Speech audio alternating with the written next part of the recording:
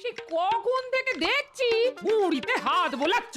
ওই রাজসভায় যেতে হবে তো নাকি? জানো তো গিন্নি, আজ না সকালে প্রাতঃক্রিয়াটা ঠিক জুৎসই হয়নি বুঝলে। তা হবে না। কাল রাতের খাবারের কথা মনে নেই? যেভাবে তুমি গন্ডে পিন্ডে গিললে, যেন মনে হয় এই প্রথমবার ভাতে থালা চোখে দেখলে। হ্যাঁ, কি যে বলো গিন্নি, ওই সামান্য খাবারকে কিনা তুমি বলছো এত। গোপাল দাদু, গোপাল দাদু, আমরা এসে গেছি। আরে পুটি, তোদের দাদুর যেমন রাজসভায় যাওয়া ডকে উঠেছে, তোদের পড়াশোনাও তেমনি শিখে উঠলো নাকি? কেন দিদা? না মানে পড়াশোনা ছেড়ে সকাল সকাল যে দাদুর কাছে গন্নে দিয়ে পড়লি, এই তাই বলছিলাম আর কি। না না দিদা, আমরা তো রোজই নিয়ম করে পাঠশালায় যাই। জানো তো, এখন আমাদের পাঠশালায় ইংরাজি শেখাচ্ছে। তাই নাকি? বাহ, এটা খুব ভালো কথা। আচ্ছা দাদু, তুমি হ্যাপি নিউ ইয়ার এই কথাটার মানে জানো? আরে কেন জানবো না, নিশ্চয় জানি। কই তাহলে বলো তো দেখি। শোন, আমরা যেমন নতুন বছরকে নববর্ষ বলি, ঠিক তেমনি ইংরেজরা তাদের নতুন বছরকে হ্যাপি নিউ ইয়ার বলে। বাহ দাদু, তুমি তো দেখছি অনেক কিছু জানো। জানার জন্য জীবন। যাই হোক, কদিন পরেই তো নিউ ইয়ার মানে ইংরেজি নববর্ষ। আমরা সবাই মজা করবো বুঝলি, হই হুল্লোড় করবো। কি মজা, দারুণ মজা। তাহলে আমরাও সবাইকে হ্যাপি নিউ ইয়ার বলবো। আরে বলবি বই কি, আর শুধু তোরাই নয়, তার সাথে আমিও সবাইকে বলবো হ্যাপি নিউ ইয়ার। বেশ মজা হবে। দারুণ মজা হবে।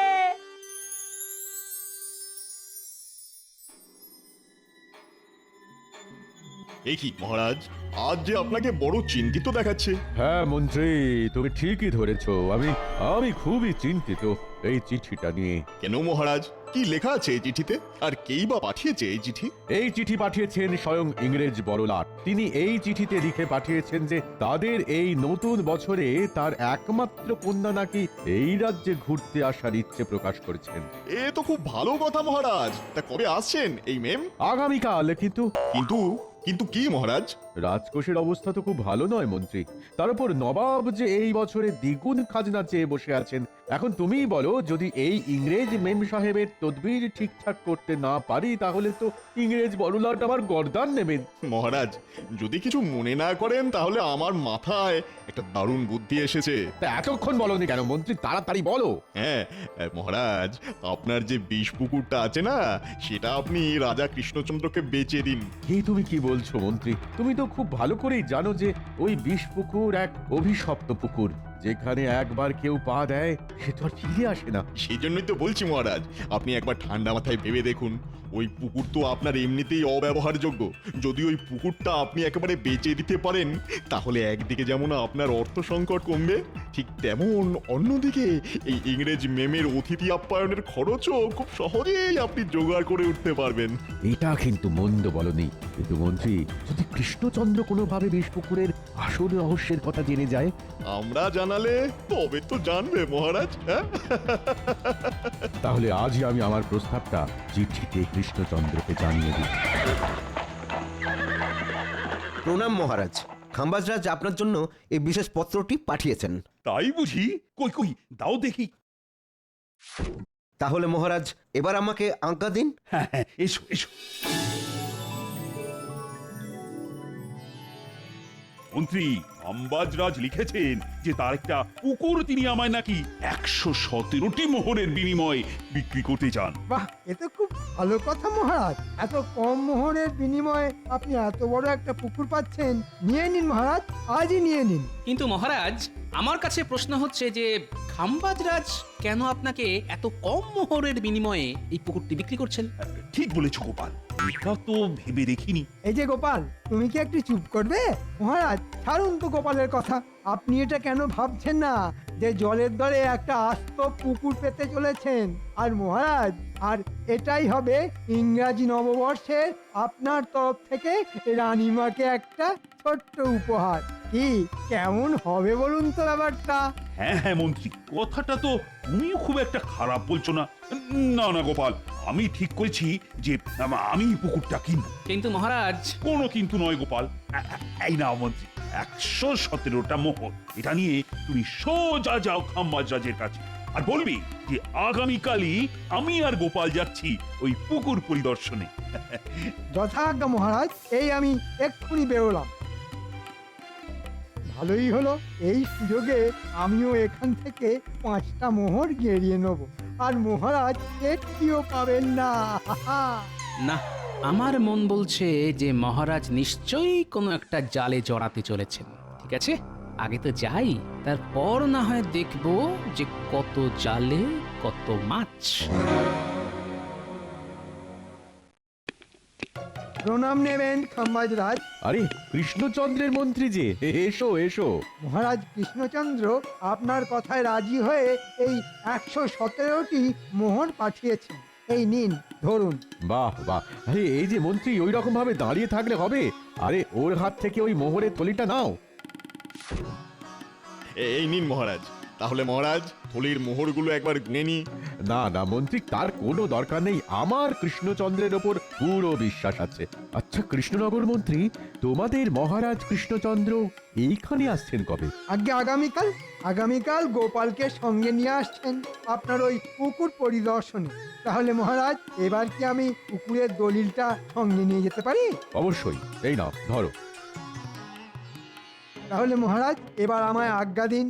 আমি না হয় আগামীকাল আবার মহারাজের সঙ্গেই এইখানে আসব। ঠিক আছে মন্ত্রী, এবার তুমি এসো।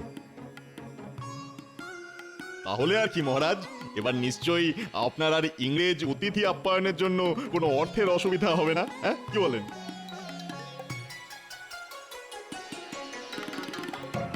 সাবধানে যাবেন মহারাজ। হ্যাঁ হ্যাঁ রানী, ও নিয়ে তুমি একদম চিন্তা করবে না।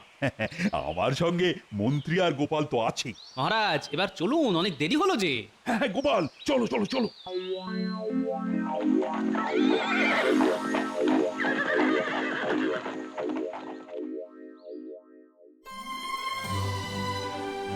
আরে আসুন আসুন আসুন মেম সাহেব আসুন।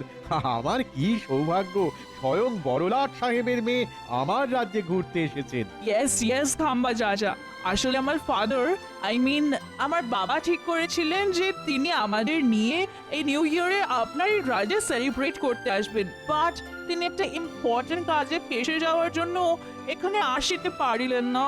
I am extremely sorry for that. তাই আমি একাই আসিয়াছি।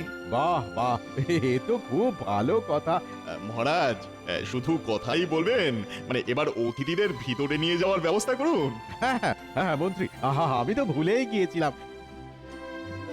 আসুন আসুন আসুন আসুন আসুন আসুন, সবাই ভেতরে আসুন।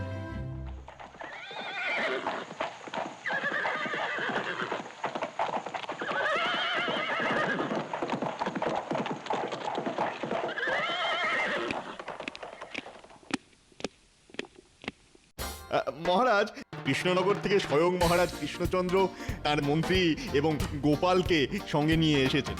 তাই নাকি? তা দাঁড়িয়ে কেন, তাড়াতাড়ি যাও, ওনাদেরকেও ভেতরে নিয়ে এসো। আহামক কোথাকার। আরে কৃষ্ণচন্দ্র যে, এসো এসো এসো। না, আসলে হয়েছে কি, আপনার কাছ থেকে যে পুকুরটা আমি কিনেছিলাম সেটা দেখার জন্য এই গোপাল যা বায়না জুড়েছিল না, যে কি বলবো। তা বেশ তো, এর তো খুব ভালো কথা।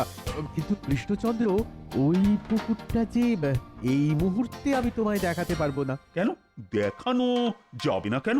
না না না না না, তেমন কিছু না, তেমন কিছু না। আসলে ওই পুকুরের জলটা তো এখন তেমন ঠিক পরিষ্কার নয়। তার উপর মহারাজ, ওই দিকটা বেশ জঙ্গল, তেমন একটা কেউ যায় না।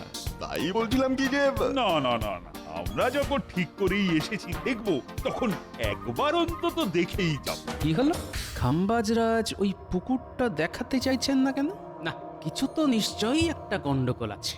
ঠিক আছে মহারাজ, আপনি চিন্তা করবেন না। এনারা যখন দেখবেন ঠিক করেই এসেছেন, তখন না হয় আমি মহারাজ কৃষ্ণচন্দ্রকে খুব সাবধানের সঙ্গে ওই পুকুরটি একবার দেখিয়ে আনি। ঠিক আছে মন্ত্রী, তুমি যখন বলছো তখন যাও, তুমি না হয় ওদেরকে ওই পুকুরটি দেখিয়ে নিয়ে এসো। মন্ত্রী শোনো, সাবধানে যেও কিন্তু। তা আপনি সঙ্গে যাবেন না খাম্বাজ রাজ? না না কৃষ্ণচন্দ্র, তোমরাই না হয় গিয়ে দেখে এসো, আমি না হয় পরে যাবো খোঁজ। আর তাছাড়া ইংরেজি নববর্ষ উপলক্ষে এখানে ইংরেজ মেম সাহেব এসেছেন, তার খাতির যত্নের ব্যাপার আছে কিনা।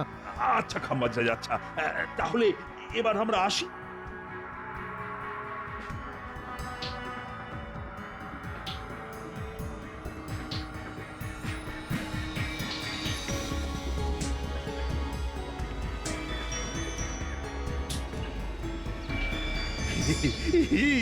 দেখেছো মন্ত্রী, দেখো দেখো, এই যে সত্যি খুব বিশাল পুকুর। হ্যাঁ হ্যাঁ মহারাজ, কি ঝকঝকে আর তকতকে জল।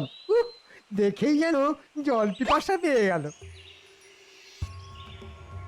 কি দেখছি পাশের ছোট পুকুরের জলটা কেমন হাওয়ায় ঢেউ খেলছে, অথচ এটা এত বড় পুকুর হয়েও এই পুকুরের জলটা কেমন স্থির।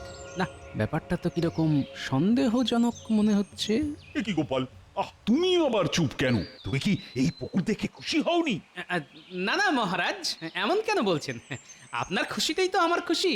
তাহলে কি বলো গোপাল, আমি না হয় একবার ওই পুকুরে নেমে ওর একটু জল খেয়ে আসি। সাবধান সাবধান, যদি বেঁচে থাকতে চান তাহলে ভুলে ভুলে ওই পুকুরের জলে পা দেবেন না। ওই পুকুর হলো এক অভিশপ্ত বিষ পুকুর। পালান পালান, নইলে মরণ নিশ্চিত। পালান পালান। এই ধরো ধরো ধরো ধরো মন্ত্রী, ধরো। বাহ, আর একটু হলেই আমি যে জলে পা দিয়ে দিচ্ছিলাম, বাবা খুব জোর বেঁচে গেছি। এ কি খাম্বাজ মন্ত্রী, ওই লোকটি কি বলে গেল? না মানে মানে ওই এই সত্যি করে বলো তো মন্ত্রী, এই পুকুরের কি রহস্য? নইলে কিন্তু আমি তোমাকে এই পুকুরের জলে নামতে বাধ্য করব। না মহারাজ, এমনটি করবেন না। আসলে এই পুকুর হলো এক অভিশপ্ত বিষ পুকুর। এই পুকুরে আজ পর্যন্ত যেই নেমেছে সে আর ফেরত আসেনি। তাই আমাদের রাজা মিথ্যে কথা বলে শুধুমাত্র অর্থের লোভে এই পুকুরটি আপনাকে ওই গচিয়েছে আর কি। কি এত বড় প্রতারণা! আমি খাম্বাজরাজকে ছাড়বো না। চুপ করো মহারাজ কৃষ্ণচন্দ্র, প্রতারণা তো তুমি আমাদের সঙ্গে করেছো। মানে কি বলতে চাইছেন আপনি? তুমি আমাকে ওই পুকুরের মূল্য হিসেবে 117টি মোহরের জায়গায় 112টি মোহর পাঠিয়েছো। এটা বুঝি প্রতারণা নয়? আমি একটু আগে গুনে দেখলাম 5টা মোহর কম আছে। কি, এটা কি করে হয়? আমি তো মন্ত্রীকে দিয়ে। ওরে বাবা, এবার আমি কি করি? হে ভগবান, এবার যে আমার কি হবে? মহারাজ, এটাও বুঝলেন না যে আপনার সাথের মন্ত্রী মশাই ওই মোহরগুলো গেরিয়েছেন? মন্ত্রী, আমায় ক্ষমা করে দিন মহারাজ, আর কখনো এইরকম হবে না। ক্ষমা করবেন খাম্বাজরাজ, আমি এর জন্য খুবই দুঃখিত। আমি যে এই মন্ত্রীকে যে কি করবো না। মহারাজ, এখন মন্ত্রী মশাইকে ছেড়ে আগে চিন্তা করুন যে এই পুকুরটি নিয়ে এখন আপনি কি করবেন। হ্যাঁ হ্যাঁ গোপাল, তুমি ঠিকই বলেছো।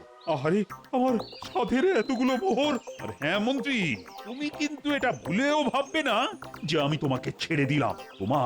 তোমার এই শাস্তি আপাতত আমি তুলে রাখলাম, পরে সুদে আসলে সব মেটাবো। আমায় ক্ষমা করে দিন। আমাকে ক্ষমা করে দাও কৃষ্ণচন্দ্র।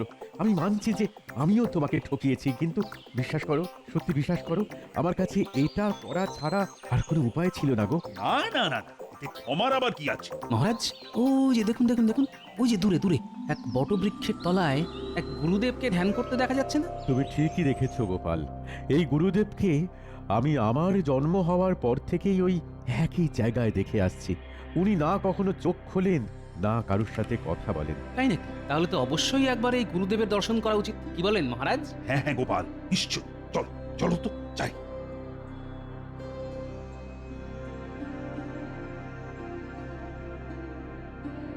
প্রণাম গুরুদেব।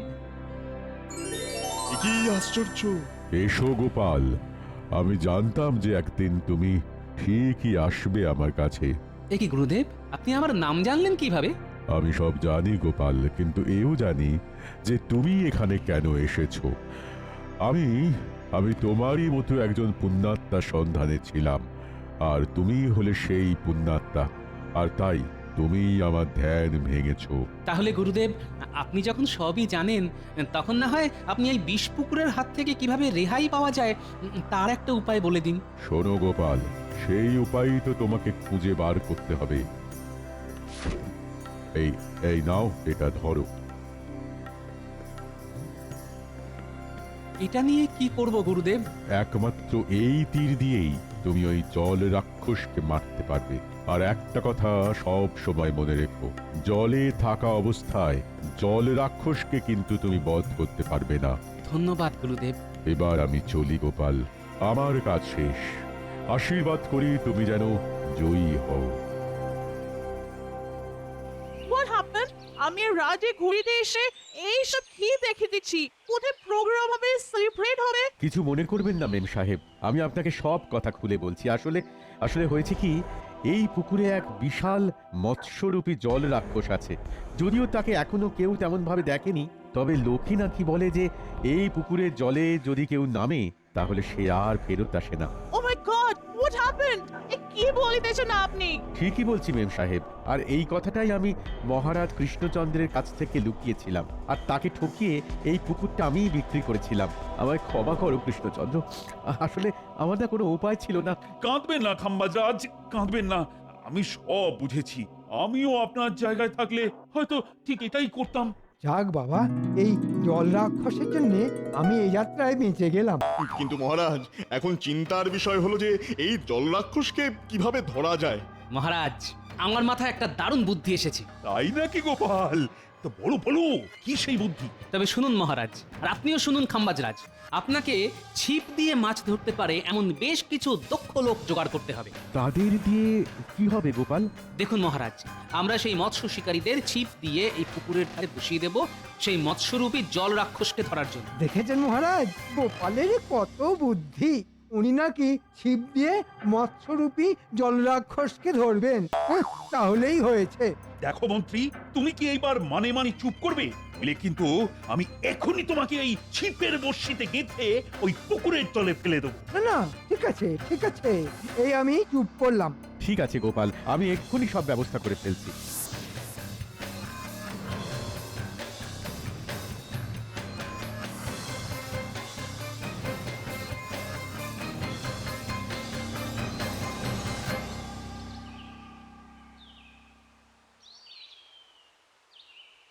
কি গো গোপাল, কোথায় কোথায় সেই জলরাক্ষস? পড়বে মহারাজ, পড়বে, ধরা ঠিকই পড়বে। হোয়াট হ্যাপেন্ড রাজা? এইসব কি হইতেছে? আমার তো কিছুই মাথায় আসিতেছে না। কিছু না মেম সাহেব, আসলে না এইখানে রাজায় রাজায় মাছ ধরার প্রতিযোগিতা চলছে, যে কে আগে মাছ ধরতে পারে। আচ্ছা কৃষ্ণচন্দ্র, যদি তোমার অনুমতি থাকে তাহলে তোমার ওই মন্ত্রীকে এই পুকুরের জলে আমি কি ফেলে দিতে পারি? না না, এরকম এরকম একদম করবেন না মহারাজ, একদম করবে না। তাহলে এবার একটা কথাও না বলে চুপটি করে দাঁড়াও।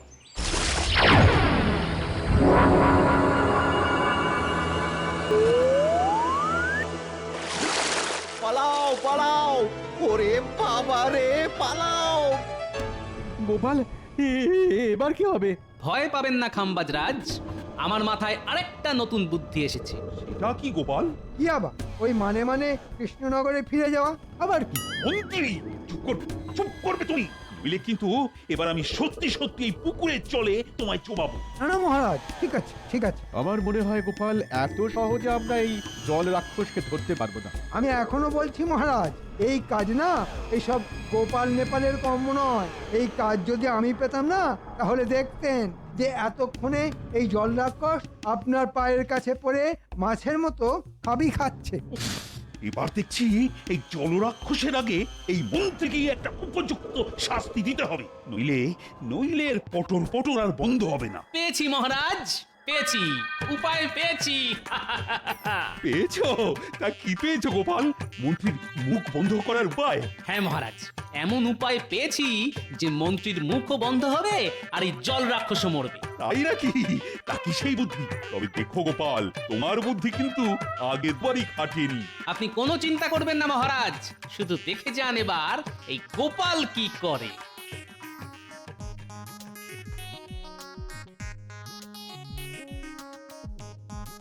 ও মা গো, এবার আমার কি হবে গো? আমি আর কখনো এইরকম করব না গো। ও মা কেন? গো। চুরি করার সময় মনে ছিল না? ঠিকই করেছে গোপাল, এর মতন বদমাইশকে ওই জলরাক্ষসকেই খাইয়ে দেওয়া উচিত। এটা কি গোপাল? এই কপিকল হলো একটা বড় মাপের বড়শি, আর মন্ত্রীমশাই হলেন তার টোপ। অর্থাৎ ওই মৎস্যমুখী জলরাক্ষস যখনই মন্ত্রীমশাইকে খেতে লাফাবে, তখনই ওই চারজন প্রহরী দড়ি ধরে টানবে, আর অমনি মন্ত্রীমশাই উপরের দিকে উঠে যাবে, আর আমিও তখনই ওই গুরুদেবের দেওয়া তীর দিয়ে ওই জলরাক্ষসকে মারব।